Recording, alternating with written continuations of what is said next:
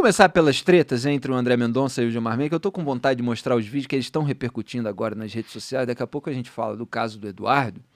Mas eu separei 3 trechinhos do voto, na verdade, da defesa que o André Mendonça fez do voto dele, que ele é o relator e tinha ordenado a prisão do Henrique Vorcaro e do Felipe Vorcaro, pai e primo, respectivamente, do Daniel Vorcaro. E aí, o Gilmar Mendes, que é o decano da corte, ele tinha pedido vista. Então, só para explicar para quem não acompanhou, André Mendonça votou pela manutenção da prisão preventiva, Luiz Fux acompanhou esse voto, formando 2-0 pela manutenção das prisões.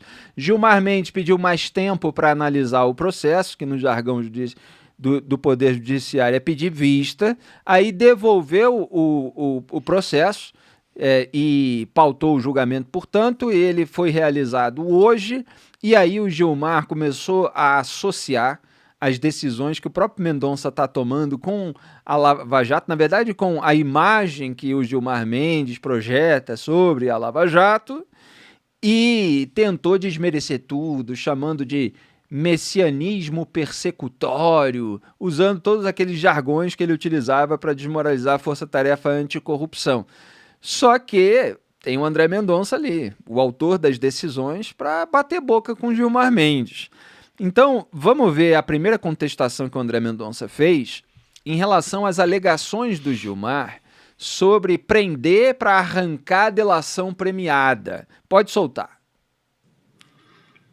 E minha única pretensão aqui é aplicar a lei. Vossa Excelência tem razão, não se prende para delação. Seria abjeto fazer isso. E eu não me presto a trabalhos abjetos. Se prende, se está praticando crime, se está obstruindo a justiça, se está tentando ocultar provas, se há uma continuidade delitiva, para isso se prende. Para isso se prende. Então, André Mendonça dizendo, olha, eu prendi de acordo com a lei. Você tem o crime ou você tem a investigação avançando e motivos ali que são os pré-requisitos da prisão preventiva para prender essas pessoas.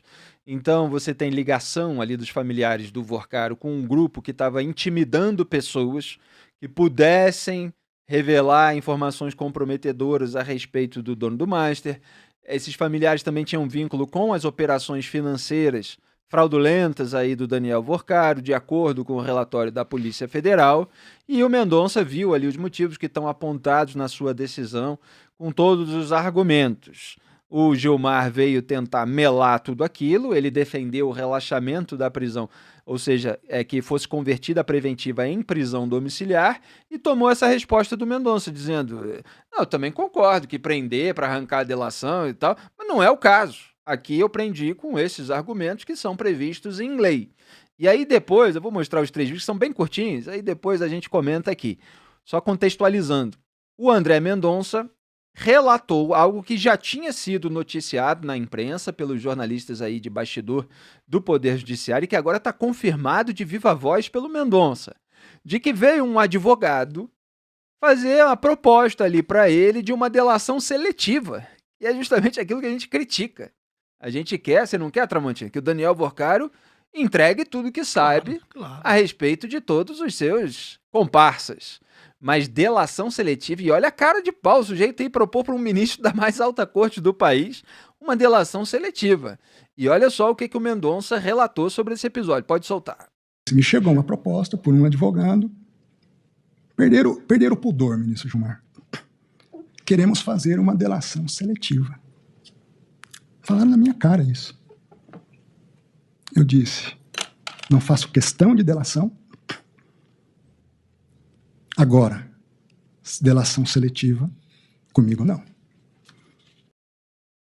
Delação seletiva, comigo não. Tá aí o André Mendonça afetando essa firmeza. Vamos ver se ele vai ter ao longo de todo esse processo. E aí o último vídeo curtinho também é o André Mendonça dizendo, e isso é de certa forma novo, pelo menos desde os tempos em que o Barroso enfrentava o Gilmar, Depois acabaram dando abraço e tal, etc. Quando Barroso assumiu a presidência da corte, eu até criticava o excesso de corporativismo, toda essa aliança contra o bolsonarismo. Bom, uma coisa é você julgar de acordo com aquilo que é a previsão legal, outra coisa é aquele corporativismo desses ministros do STF. Mas teve um momento que o Barroso criticava as articulações políticas de Gilmar Mendes. E agora, o Mendonça, sem citar o nome do Gilmar, falou que ele está vendo o pessoal do sistema operando, querendo aliviar a barra desse pessoal, e ele está assistindo aos movimentos.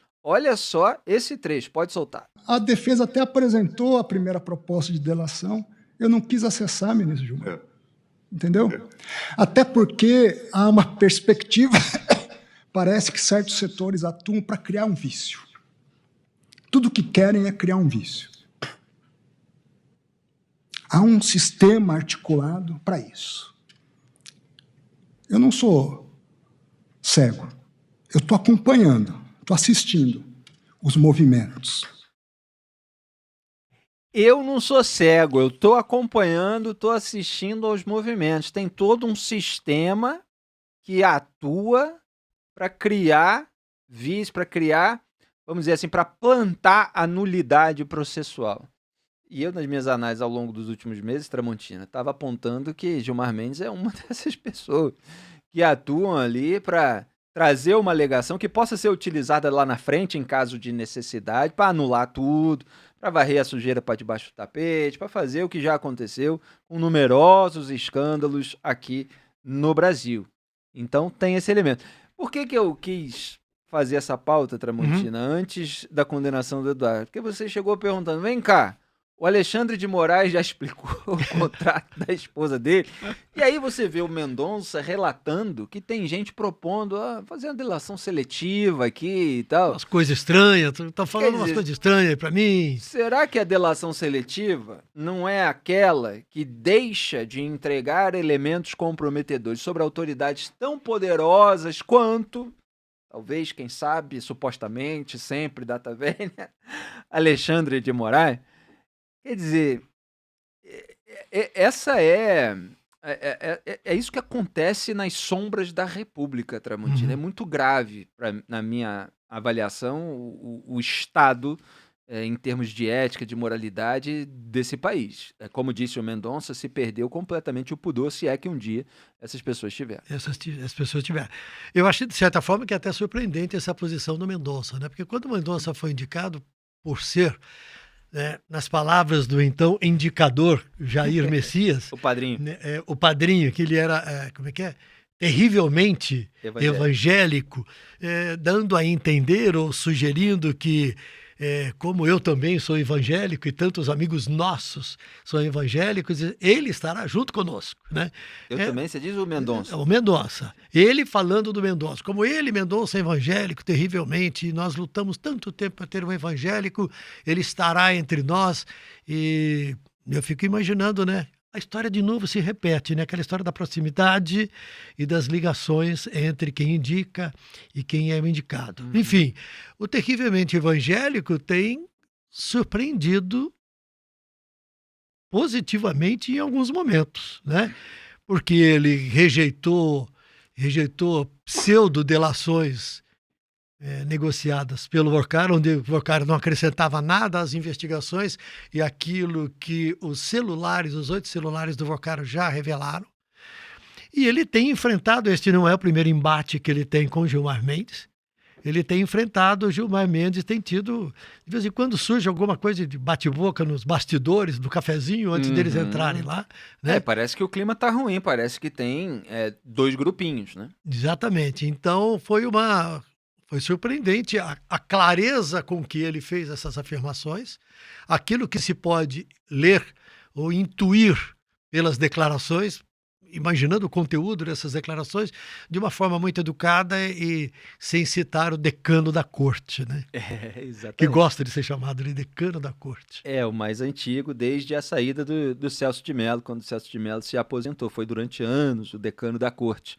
Só para contextualizar, depois do voto do Gilmar pelo relaxamento, portanto, para que Henrique e Felipe Vorcaro fossem para a prisão domiciliar, veio essa contestação aí do André Mendonça, mas veio também o voto do Cássio Nunes Marques, que está bastante sob pressão.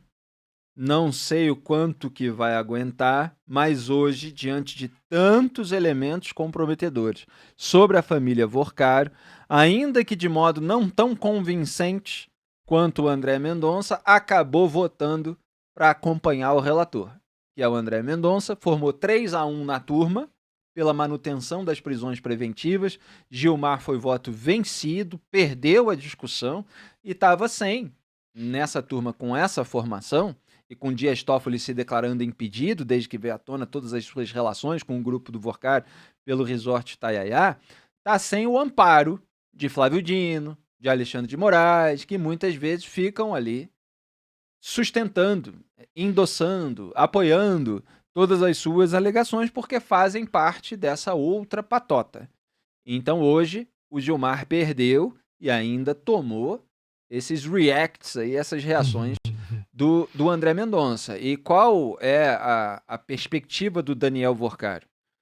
Me parece que a intenção dele era enrolar sobre a proposta de delação premiada, como ele fez, para ver se, voltando esse julgamento a andar com a volta da vista do Gilmar Mendes, os familiares dele pudessem ser aliviados e aí a defesa dele entrasse com agravo, fosse julgado o caso dele, porque ainda tem um recurso, parece, pendente, e ele pudesse ir para a prisão domiciliar e aí se livraria da necessidade de fazer uma colaboração premiada, porque muitos recorrem à delação para conseguir algum tipo de benefício. Então, na prisão domiciliar, talvez não precisasse tanto de benefício, ficasse lá à espera do sistema terminar de aliviá-lo. Já seria um alívio, vamos dizer assim, inicial, ou à espera de uma mudança de governo de alguém que possa aliviar. Você suspeita de alguém, Tramontina? Vai ser difícil. Tem Alguém que pensar trocou muito. mensagem, áudio, que visitou Tem o que pensar Vorcaro, muito. Tem que com pensar tornozeleira muito para descobrir eletrônica, isso aí. que pediu dinheiro para um filme. Você acha que, de repente, talvez, com essa figura no poder, nem precisa dizer assim se essa figura vai ou não ajudar.